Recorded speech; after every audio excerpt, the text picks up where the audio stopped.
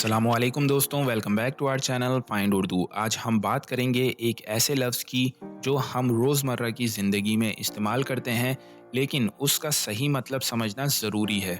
वो लफ्ज़ है थॉट। आपको पता है क्या इसका मतलब उर्दू में क्या होता है? चलिए आज हम इसको जानते हैं। थॉट का उर्दू में सबसे आसान मतलब है ख़याल, सोचना, गौर करना और दिमाग में किसी चीज़ के बारे में तसव्वुर करना। ये सब थॉट में शामिल है।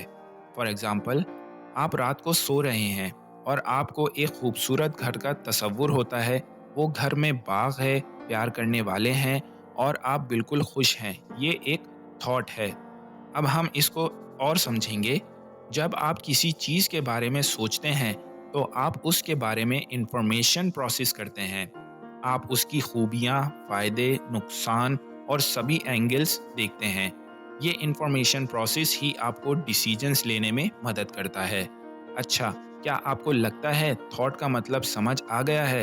याद रखें, हम सभी हर रोज़ भले ही कम हो या ज़्यादा सोचते हैं और ये सोच ही हमारी ज़िंदगी को खूबसूरत बनाती है। तो सोच को सही डायरेक्शन में इस्तेमाल करें और खुश रहने की कोशिश करें।